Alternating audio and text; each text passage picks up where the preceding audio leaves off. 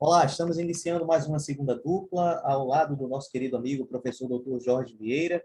E nesta segunda dupla de hoje, nós vamos tratar de algumas questões que envolveram, a última semana no cenário político nacional. Antes de tudo, eu gostaria de parabenizar ao professor Jorge Vieira mais uma vez pelo brilhante evento que aconteceu no SESMAC, onde ele leciona, no curso de Direito e também em outras áreas de saber, que foi o lançamento da revista NAFRE, o Núcleo Acadêmico Afro-Indígena e Direitos Humanos do SESMAC. Então, parabéns, foi um evento assim maravilhoso, eu acompanhei pela internet, tenho certeza que também alguns telespectadores nossos acompanharam, e fica aí registrado o convite para você, acadêmico, para participar também dessa revista, que foi tema do nosso último encontro na última segunda-feira. Então, agora, hoje, nós vamos para as questões políticas que envolvem o nosso país. Professor, muito boa noite.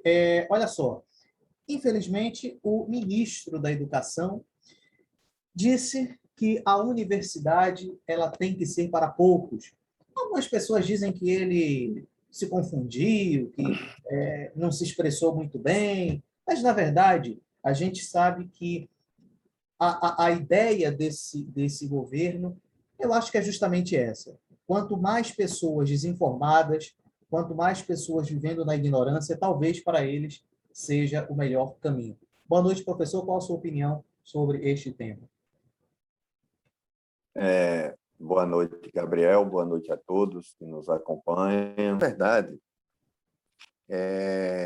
a política desse governo não é somente, do meu ponto de vista, porque quer menos pessoas informadas, né? Ou diminuição de gastos, coisas desse tipo. É isso também, Gabriel. Mas é muito mais profundo o problema. Inclusive, já concedi várias entrevistas sobre esse tema, sobre esse assunto, colocado pela exposição do atual ministro do governo Bolsonaro, ministro da Educação. Na verdade, é uma concepção de sociedade que eles têm. É uma concepção, né, elitista, supremacista, evolucionista. E aí, nessa sociedade, nessa concepção da sociedade, e é tanto que a atitude do governo, por exemplo, em relação à pandemia, expressou muito claramente quem foram os diretamente mais afetados. Os idosos, atinge diretamente a concepção de reforma da Previdência. Qual é a concepção de reforma deles? A concepção é a Previdência tem que ser privada. Quem quer ter uma Previdência tem que pagar. Então, não como um direito social, como igualitário para todos, contribuintes, né? Então, é uma visão extremamente privatista. E os pobres? Os programas sociais, que este governo tem relutado violentamente contra a aplicação de políticas públicas direcionadas a milhões de pessoas que estão na linha da pobreza, abaixo da linha da pobreza, inclusive. Então, isso mostra, todos os programas do governo, uma visão extremamente supremacista, né? Uma visão elitista. E aí a educação entra também nessa concepção. Quando ele afirma que a universidade é para poucos, é para quem esses poucos? Para quem pode pagar. Inclusive, um certo deputado também da base governista também já deu uma entrevista nesse mesmo nível, nessa mesma colocação. Quem quer a universidade, paga. Então, aquela concepção, o contraponto do governo do PT à Universidade para Todos, ele fez exatamente o contraponto à Universidade para Poucos, né? Então, é uma visão de sociedade, que eles estão cada vez mais uma sociedade reduzida aí a 10, 15% da população que vai ter acesso a todos os bens. Então, toga na vala da miséria, da fome, o povo está passando fome por todo canto. Por exemplo, nesse momento eu me encontro em Poço das Trincheiras, que é uma cidade do Alto Sertão, que fica a 220 quilômetros, mais ou menos, da capital de Maceió. Só para você ter uma ideia, Poço das Trincheiras tem 14.418 pessoas. 8.000 pessoas estão abaixo da linha da pobreza.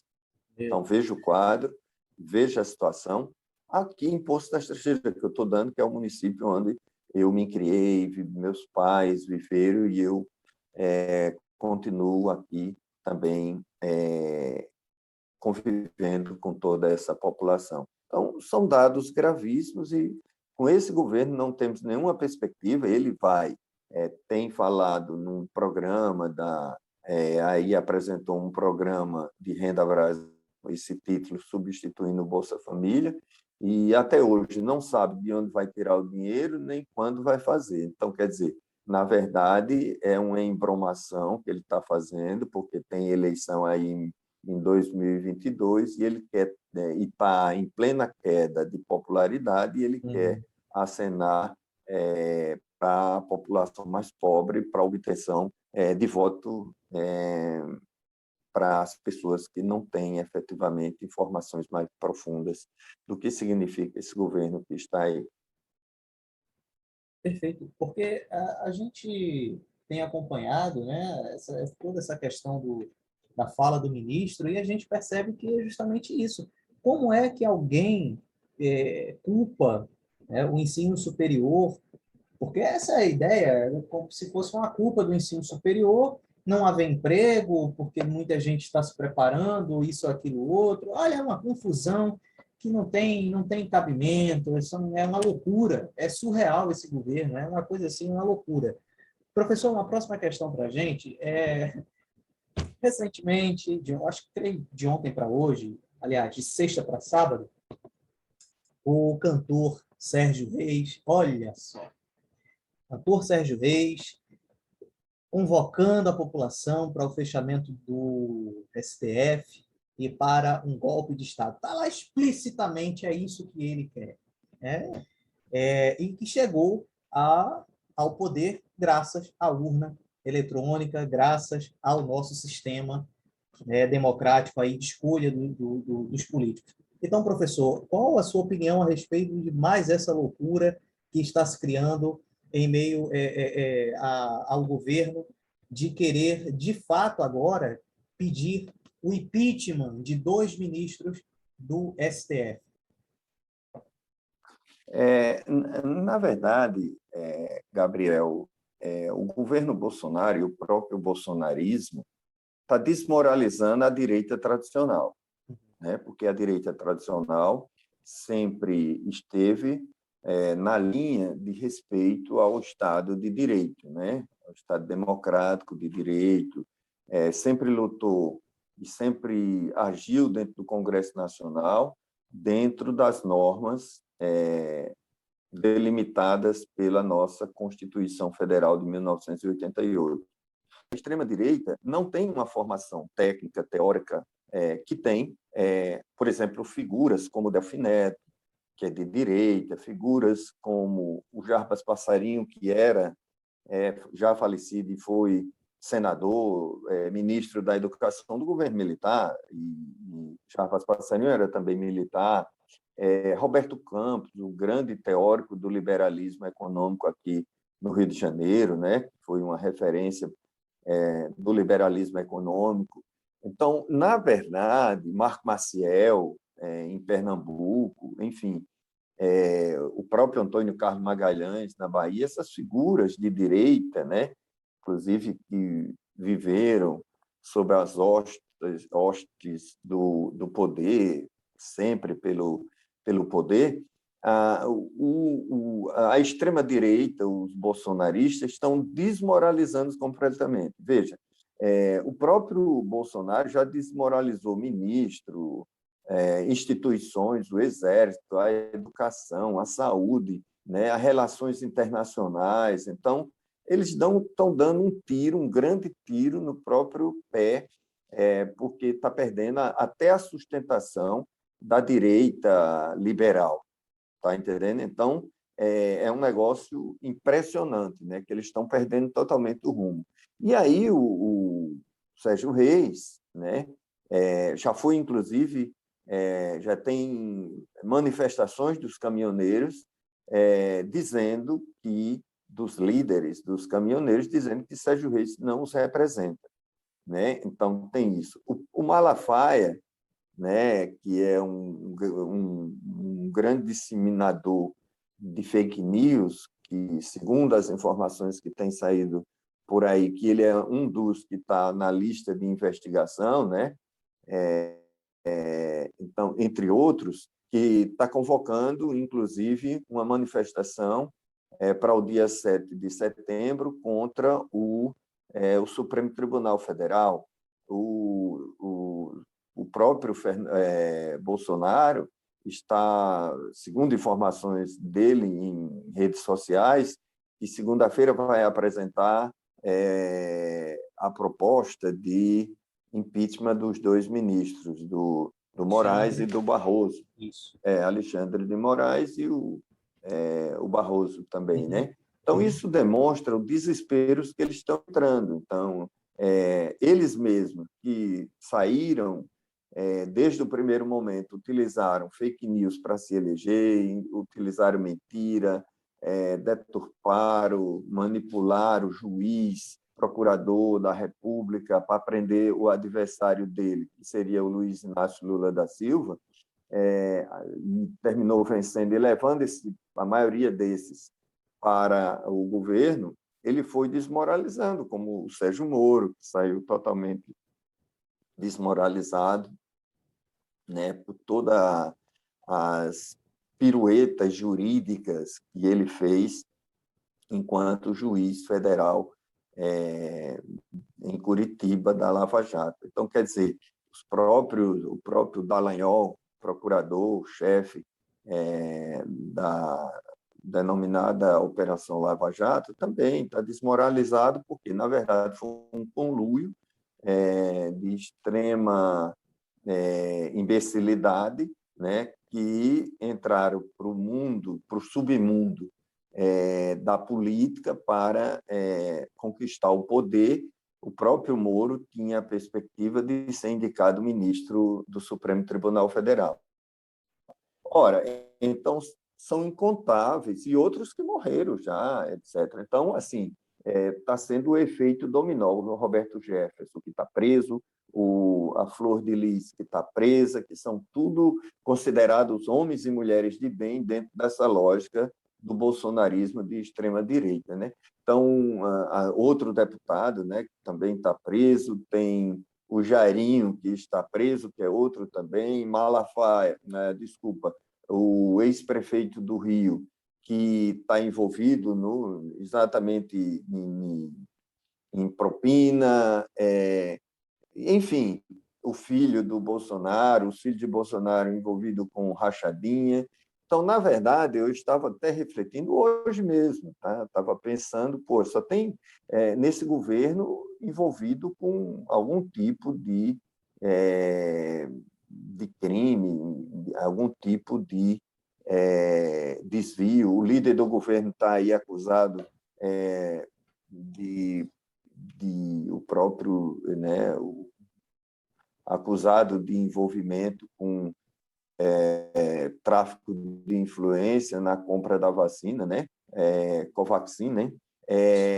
Enfim, é um grande bando que assaltaram o Brasil com o discurso de moralizar o Brasil, que está, como dizia Zygmunt Bauman, falando da sociedade que estamos vivendo, é um grupo líquido, terminou se diluindo como efeito dominó, né? Então, essa é a imagem que se tem hoje desse governo e de todo o grupo que compõe, né, que está se desmoronando a cada dia por si próprio, né? Não precisa nem que o centro, que é a direita, desmoralize-os, não, mas eles próprios estão se autodesmoralizando porque não tem consistência política, consistência de projeto político, consistência de projeto de sociedade. Perfeito. Professor, uma próxima questão para a gente, pegando um gancho na sua última resposta. Eu não sei se o senhor vai concordar comigo, mas veja bem, uma pequena análise, né, dessa tentativa de golpe que o presidente Bolsonaro insiste nas suas falas, enfim. É sempre a mesma conversa de sempre, que cuidado, eu vou sair das linhas constitucionais e tudo mais. Bom, em 64, a gente sabe que, naquela época, o Brasil era um país ruralista, vamos dizer assim. Então, foi muito mais fácil se dar o golpe naquela época, creio eu, do que hoje, né? Porque hoje, eu acredito sim, podem até dar este golpe. O problema é manter. Como manter esse golpe? Porque a gente hoje vive num mundo globalizado.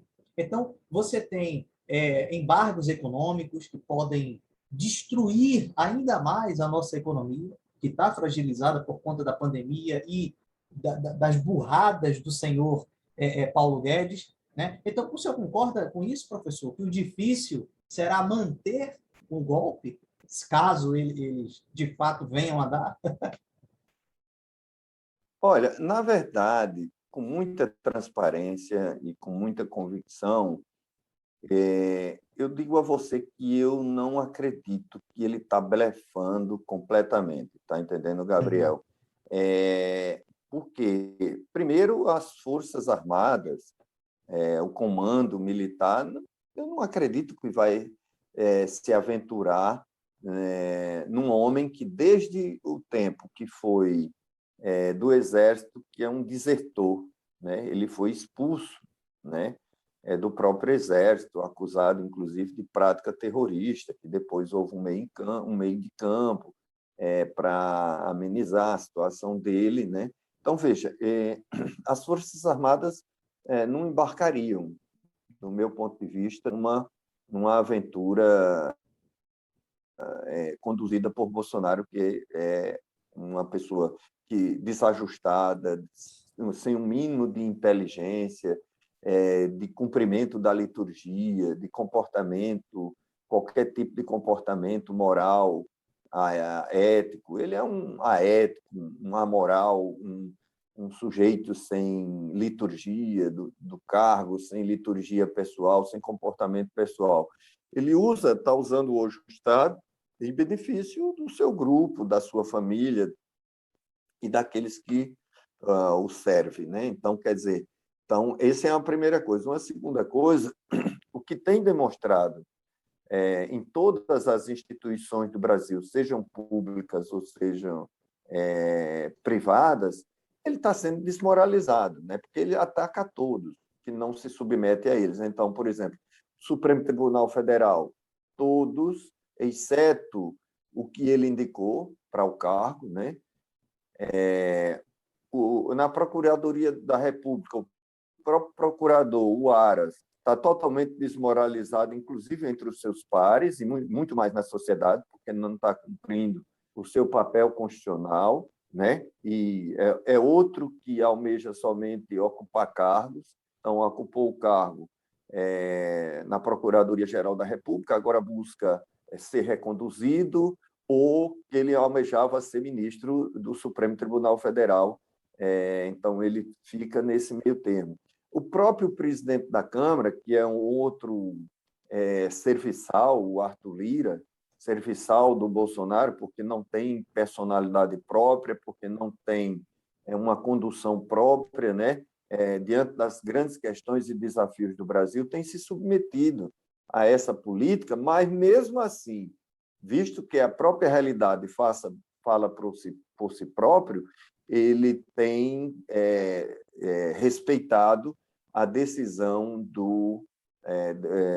da maioria dos deputados, né, que tem se posicionado efetivamente contra a política do governo Bolsonaro, tanto que ele mesmo coloca que não conte com ele para esse tipo de golpe de antidemocrático, tal. É porque ele sabe que a própria Câmara dos deputados federais, a composição dos 513 deputados, não embarcariam também, em sua maioria, nessa onda golpista do Jair Bolsonaro. O Senado, idem, que tem sido, inclusive, se posicionado com mais firmeza. Então, veja, os poderes constituídos, com a maioria dos governadores, assembleias legislativas, né, prefeitos do Brasil não têm se submetido. E as não governamentais, a CNBB, Conferência Nacional dos Bispos do Brasil, tem se posicionado muito claramente contrário a esse tipo de aventura. A ABI, a Associação Brasileira de Imprensa, a OAB, idem. Então, as grandes instituições brasileiras. Então, como é que você vai pensar num golpe militar onde não tem respaldo absolutamente de nenhum espaço, na sua maioria, né? O Bolsonaro resume-se ao cercadinho dele, que vai fala com a maior mansidão, com a maior tranquilidade, do jeito que quer para aquele seu público. Quando ele chega para um repórter, ele perde a compostura. Então, quer dizer, a sociedade majoritariamente, né, ele representa hoje 15% de que tem o apoio, e o restante, majoritariamente, é contrário a esse tipo de aventura. Então, eu não acredito, analisando muito pé no chão, objetivamente, que é um grande blefe o que ele está fazendo para alimentar o seu grupo bolsonarista raiz, que gosta de ouvir essas maluquices do seu chefe. Perfeito. Professor, uma última questão para a gente é justamente a respeito dessas prisões que começam a acontecer e tudo mais, né? A perda de cargo, como é o caso da cassação, o senhor bem disse, da deputada Flor de Lis e tudo mais. Creio eu que chegou um pouco atrasado, né? Porque alguém que faz o que ela fez contra um ser humano, não importa se fosse marido, enfim, a polícia diz, não sou eu quem estou falando, não é o senhor que está falando, a polícia diz, com base em evidências, que foi ela quem mandou matar o marido. Tá? Então, eu acho que chegou tarde essa punição. Mas, enfim, a justiça tem um ditado que diz, né? Tarda, mas não falha. O importante é que chegou. Então, para a gente finalizar, o senhor reforça a tese de que, na verdade, é tudo um blefe por conta vamos dizer, um medo. Porque é evidente que se o presidente perde o cargo, seja por um impeachment ou ele perde as eleições, Bangu 8 o espera. Exatamente. Então, esse é o grande problema, porque, olha, veja, o que nós temos que refletir também é aquela grande concepção. A eleição foi, de 2018, fundada numa concepção do homem e da mulher de bem. Uhum. Né? Agora, os exemplos de homens e de mulheres de bem, o exemplo está ruindo, porque todos os homens e mulheres de bem, que estão cercados, apoiando o Bolsonaro, diluíram. Né? Estão sendo presos esses homens e mulheres de bem. Então, quer dizer, foi um marketing mal sucedido. Por quê? Porque os próprios personagens não representam o que eles estavam dizendo. Então, eu trabalhei muito tempo, inclusive, dando aula de marketing político, e eu sempre ensinava aos meus alunos, cuidado nos meus alunos, principalmente de jornalismo, publicidade e propaganda, cuidado no marketing que vocês fazem. Tem que ter ética. Você não pode criar um marketing onde o sujeito não representa aquilo que você está veiculando. Né? Então, todos os marqueteiros desses grupos estão desempregados. Quem é que vai acreditar nesses caras? Né? Porque montaram exatamente um marketing, a gente sabia, eu que mexo com esse campo de marketing político, eu sabia que era uma peça publicitária, porque os personagens efetivamente não correspondem com a mensagem que estava sendo veiculado para a sociedade. Então, o que eu digo é isso, né? Nós estamos com um grande desafio diante desse contexto para 2022, que precisamos pensar, a sociedade precisa refletir que país nós queremos, que sociedade queremos. Por quê?